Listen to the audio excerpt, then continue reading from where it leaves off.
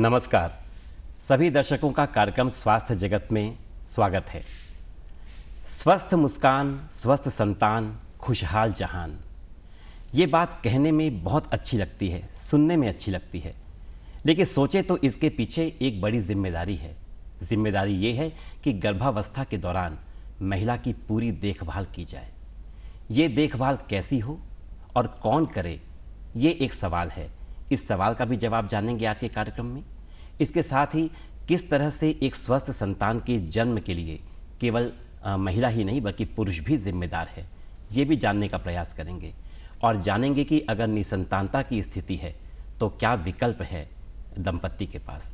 ऐसे ही कुछ सवालों के जवाब के लिए आज हमने अपने कार्यक्रम में आमंत्रित किया है महारानी अस्पताल जगदलपुर में प्रसूति विशेषज्ञ और मेडिकल ऑफिसर के रूप में पदस्थ डॉक्टर किरण चांडेकर जी को। डॉक्टर साहिबा, इस कार्यक्रम में बहुत बहुत स्वागत है आपका। नमस्कार, धन्यवाद।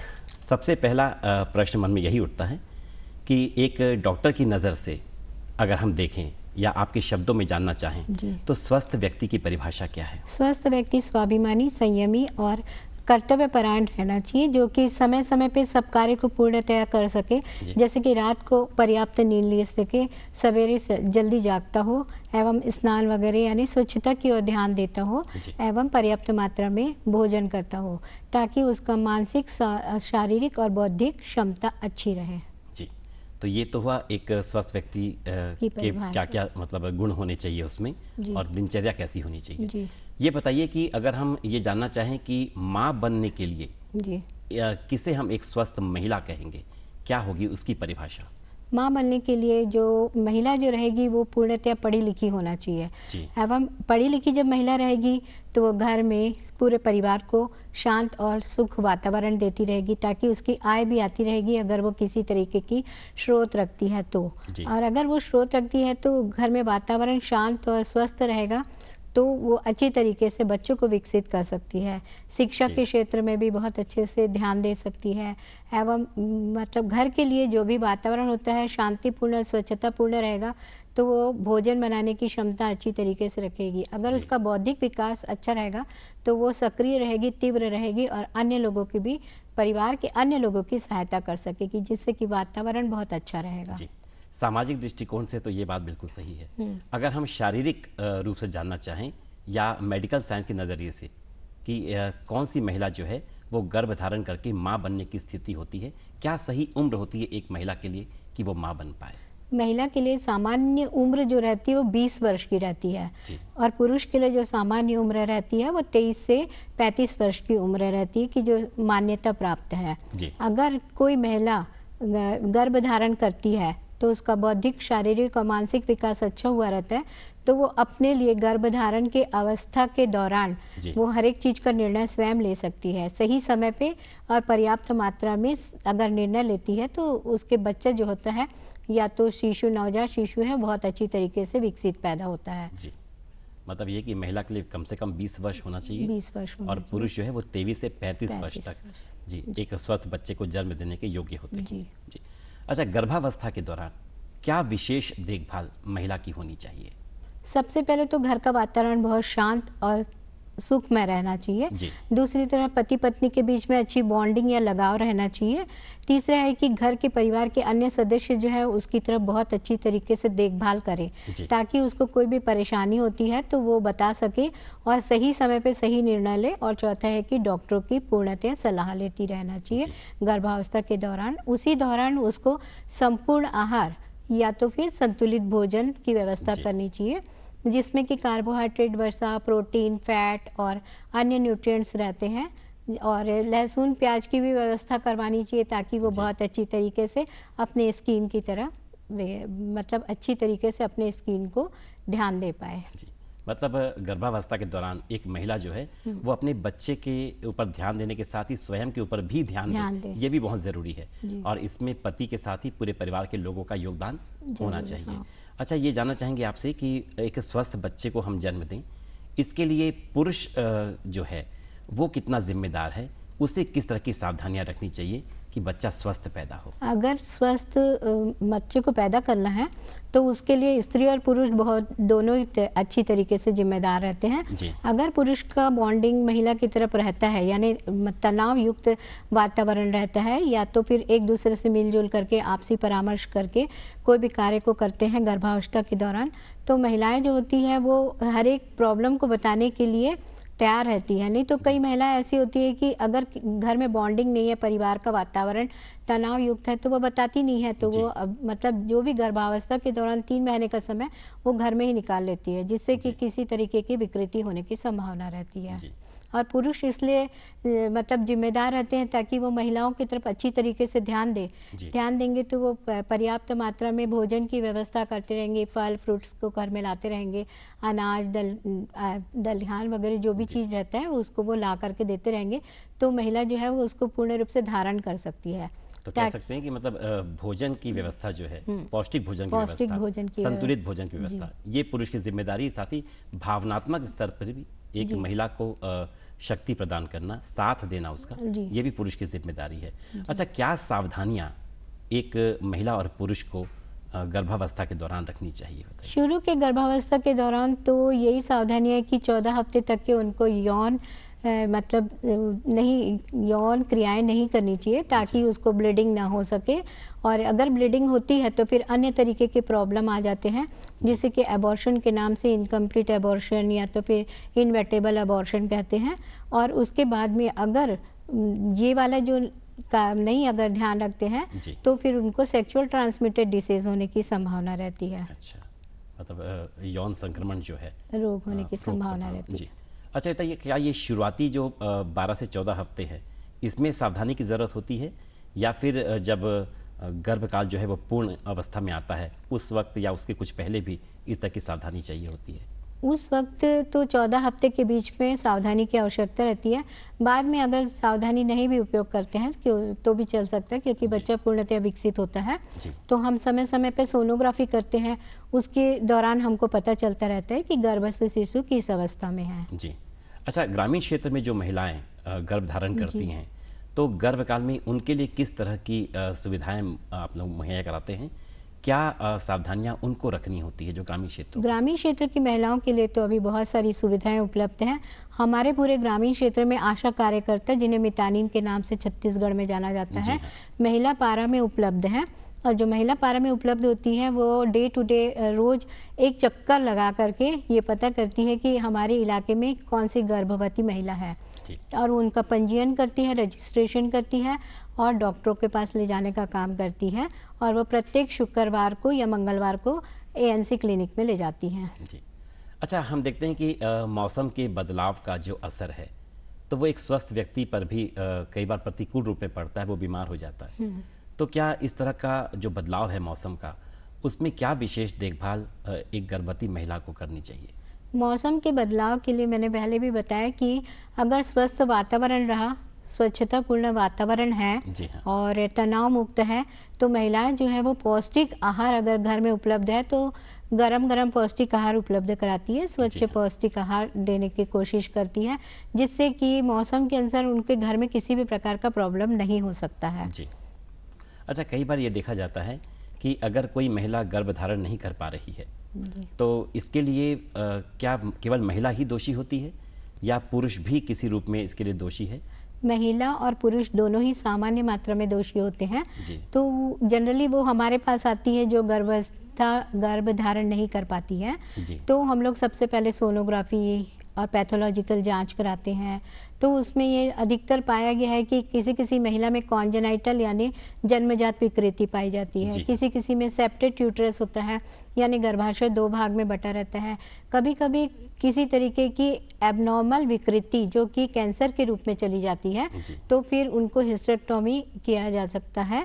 तो उसके बाद में हम देखते हैं कि किस तरीके की हमको स्वास्थ्य सुविधाएं उपलब्ध कराना या मुहैया कराना है करके।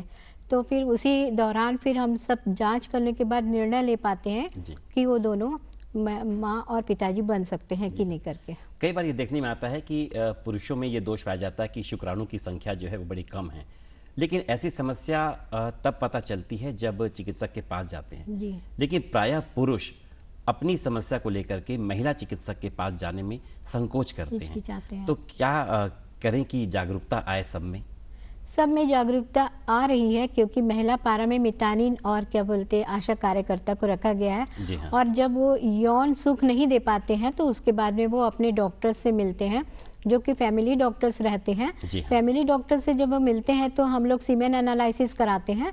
सीमेन एनालिसिस के बाद में पता चलता है कि अगर शुक्राणु कम मात्रा में है तो हम उन्हें पौष्टिक आहार देने की पहले तो कोशिश करते हैं, समझाते हैं कि लहसुन या प्याज या तो फिर क्या बोलते दाल, दलहन, अंडा, मच्छी, मटन जो भी है वो दिया जाए करके। अगर उसके बाद भी उनका सीमेन एनालिसिस में स्पर्म के काउंट नहीं बढ़ते हैं तो फिर हम लोग मेडिसिन देते हैं। मेडिसिन देने के लिए हम लोग यौन रोग विशेषज्ञ जो रहते हैं उनके पास रिफर करते हैं। मतलब ये कि इलाज है, उपचार है। क्योंकि कई बार देखने में आता है कि ऐसी स्थिति में लोग जो है वो थोड़ा घबरा जाते हैं और घबराहट में जो है वो कई ऐसे रास्ते अपना लेते हैं जो उनके स्वास्थ्य के लिए या भविष्य में उनके माता पिता बनने की राह में जो है वो रुकावट पैदा करती है। तो लोगों को ये समझ जाना चाहिए कि इसके लिए मेडिकल साइंस के पास उपचार है। जी। अच्छा, कई बार ये देखने में आता है कि संतान लड़का है या लड़की, इसके लिए महिला को जिम्मेदार माना जाता है और कई बार जिम्मेदार नहीं बल्कि दोषी माना जाता है। तो थोड़ी रूढ़िवादिता अभी भी समाज में बरकरार है। तो क्या इसके लिए सच में महिला ही जिम्मेदार होती है? नहीं, इसके लिए सच में महिला जिम्मेदार नहीं है, इसके लिए दोनों ही जिम्मेदार रहते हैं। इसमें हम क्रोमोसोम्स एबनॉर्मलिटी या क्रोमोसोम्स के बारे में देखते हैं। हाँ। तो महिलाओं के लिए जबकि बालिका उपलब्ध होती है तो XX क्रोमोसोम होता है। XY क्रोमोसोम्स जो होते हैं तो वो बालक के लिए होते हैं। तो सामान्यतः पुरुष में पाए जाते हैं XX और XY क्रोमोसोम्स। अब वो जब मिलते हैं तो फिर उसके बाद में कौन सा क्रोमोसोम्स मतलब गर्भाशय में चला गया है उसके बाद डिसाइड कर पाते हैं और फिर बाद में जब संतान उत्पन्न होती है तो वो लड़का है या लड़की है बाद में पता चलता है। जी। अच्छा, एक वैधानिक प्रतिबंध के बावजूद लोगों में एक चाह होती है या कई बार वो गलत रास्ता अपनाते हैं ये जानने के लिए कि अगर गर्भ धारण किसी महिला ने किया है तो गर्भ में पल रहा शिशु लड़का है या लड़की, तो ये वैधानिक प्रतिबंध है। इसके लिए और क्या कड़े कदम उठाए जाने चाहिए या फिर सोच किस तरह से बदली जाए समाज की? अभी तो वातावरण में काफ़ी कुछ चेंज आया है, क्योंकि सब कुछ पढ़े लिखे लोग हैं और ज़्यादा शिक्षित रहने से उन्होंने लड़का और लड़कियों में अंतर नहीं रखा है। अगर लड़के लड़कियों में अंतर नहीं रखे हैं तो हमको आगे सोचने की आवश्यकता नहीं रहती है। लेकिन रूढ़िवादी व्यक्ति जिनके यहाँ पे भी हैं उनको काउंसलिंग करने की आवश्यकता रहती है। तो आजकल मितानिनों के माध्यम से, आशा काउंसलर के माध्यम से या तो फिर HIV एड्स के जो काउंसलर हैं उनके माध्यम से काउंसलिंग की जाती है। जी, ये बहुत अच्छी बात आपने बताई कि काउंसलिंग के जरिए जो है इस तरह के परामर्श सत्र के जरिए लोगों की सोच को जो है बदला जा सकता है या जो विकृति है वो बदली जा सकती है। अच्छा, आजकल देखा जाता है कि महानगरों में, विदेशों में हमने देखा है कि अक्सर पेरेंट्स की भी काउंसलिंग होती है।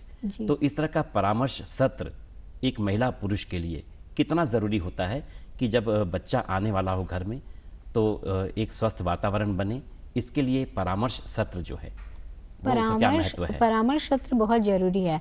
और किन्हीं अस्पतालों में या किसी बड़े हॉस्पिटल्स में जो कि डिस्ट्रिक्ट हॉस्पिटल्स हैं या CSC है, वहाँ पे काउंसलर की व्यवस्था की गई है जो कि परिवार नियोजन के बारे में बताते हैं और इसी का काउंसलिंग करते रहते हैं कि किस तरीके से हमको गर्भस्थ शिशु को आगे बढ़ाना है या स्वस्थ शिशु को जन्म देना है। इसके लिए दोनों कपल्स को बुलाया जाता है, उसके लिए परामर्श सत्र को निर्धारित किया जाता है समय समय पे।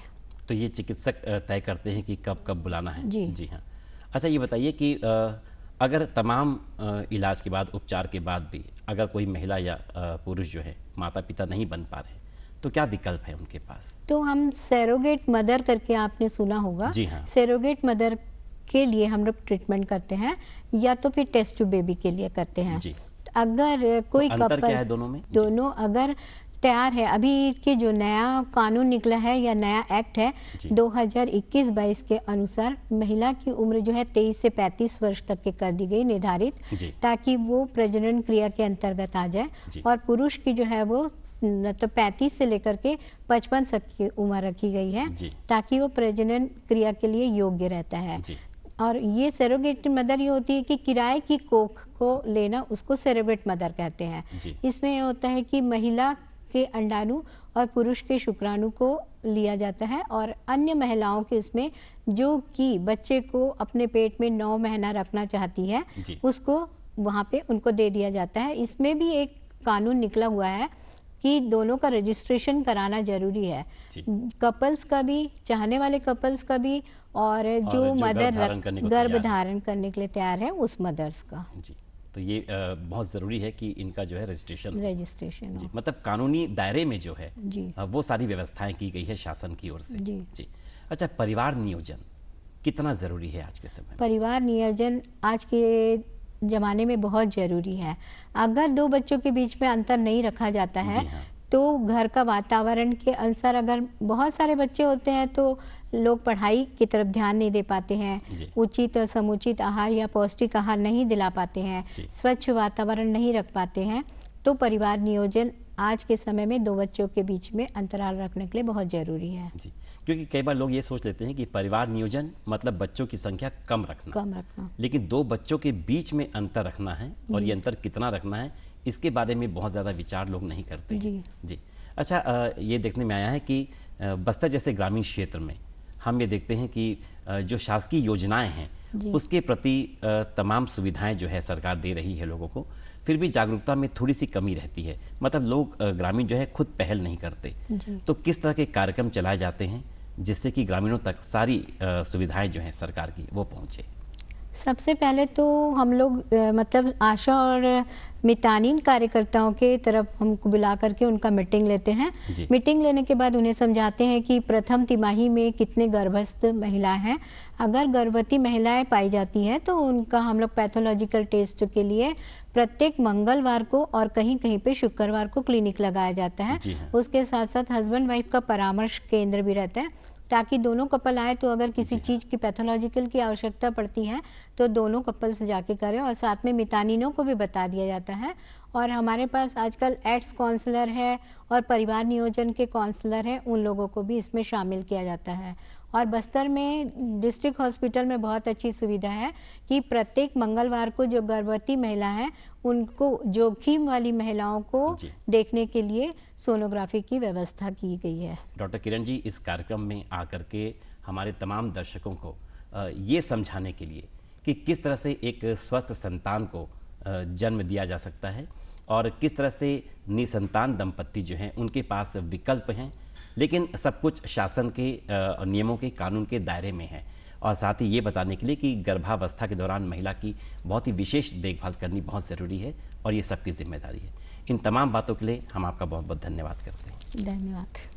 कार्यक्रम स्वास्थ्य चर्चा में अभी हमने आपकी मुलाकात करवाई महारानी अस्पताल जगदलपुर में प्रसूति विशेषज्ञ और मेडिकल ऑफिसर के रूप में पदस्थ डॉक्टर किरण चांडेकर जी से।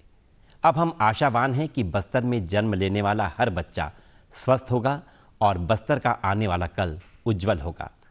बस्तर को उज्जवल इसकी संस्कृति भी बनाती है, और इसकी संस्कृति का एक उज्जवल पक्ष है इसके पारंपरिक लोक नृत्य।